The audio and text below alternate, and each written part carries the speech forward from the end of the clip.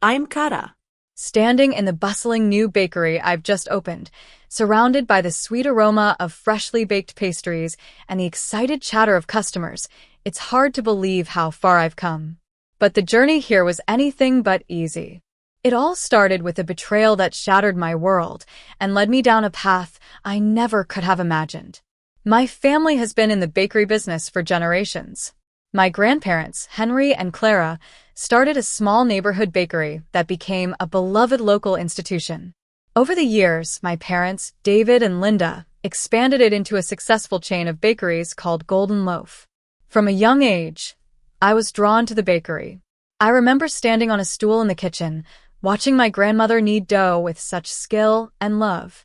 "You have the touch, Kara," she'd say with a warm smile. "This bakery will be yours one day." I took those words to heart. While my peers were out having fun, I spent my weekends and summers at the bakery, learning every aspect of the business.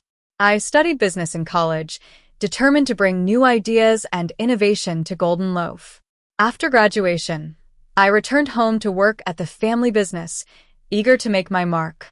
I worked tirelessly, modernizing our operations, launching new product lines, and expanding our online presence.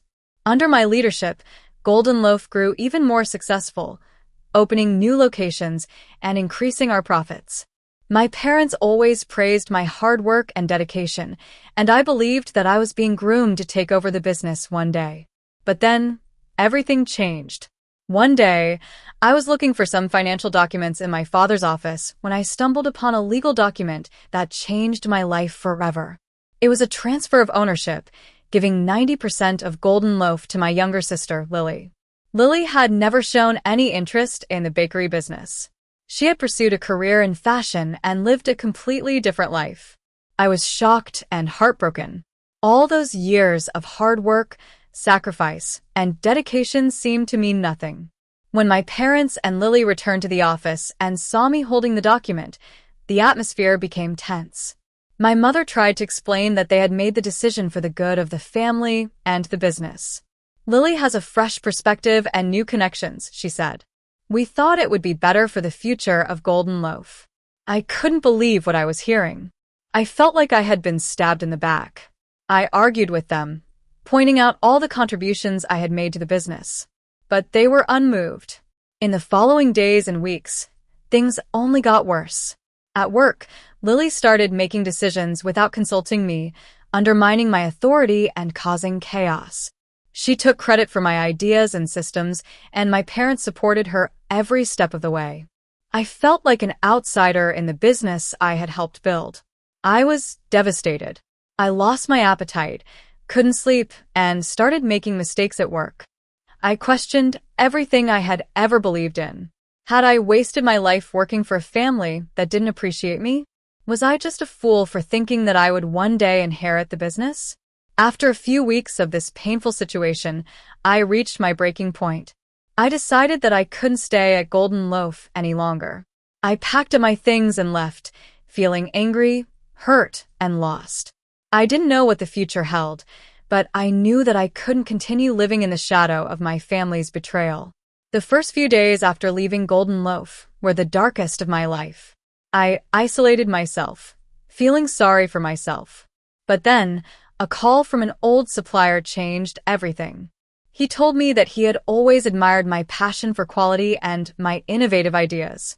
He said that he would be willing to support me if I ever decided to start my own bakery. His words gave me a glimmer of hope. I realized that I had skills, experience, and connections that no one could take away from me. I started to see this as an opportunity to follow my own dreams and create something truly unique. I began researching non-compete clauses and business formation options. I discovered that I was in a good position to start my own bakery in the same city. I reached out to old classmates, suppliers, and even my college professor who all believed in my vision and offered their support. I found a small storefront in a trendy neighborhood. It was a former coffee shop with a lot of character. I worked with an architect to design a layout that would showcase the baking process and create a warm and inviting atmosphere for customers. I also started developing my own signature recipes, drawing inspiration from international cuisines. I wanted to offer something different from the traditional American baked goods that Golden Loaf specialized in. Raising funds was a challenge, but I managed to secure an investment from an angel investor who was impressed by my business plan. I also hired a few former Golden Loaf employees who were frustrated with the changes under Lily's leadership. As the opening of my new bakery, named Artisan Delights, approached, I faced many obstacles. There were construction delays, supply chain issues, and even some negative rumors spread by someone, which I suspected was related to my family. But I refused to let these setbacks defeat me. I found solutions to every problem and kept moving forward. Finally, the day of the soft opening arrived. I invited friends, industry contacts, and neighbors to come and try our pastries. The response was overwhelming. People loved our unique flavors and the cozy atmosphere of the bakery. A local food writer wrote a glowing review, which generated a lot of buzz. On the day of the grand opening, there was a line around the block. I was filled with a mixture of nerves and excitement. As I watched customers enjoying our pastries, I felt a sense of pride and accomplishment. This was my dream come true. A few months later, my parents visited the bakery. They were clearly surprised by what I had created. My father said that perhaps they had underestimated my vision.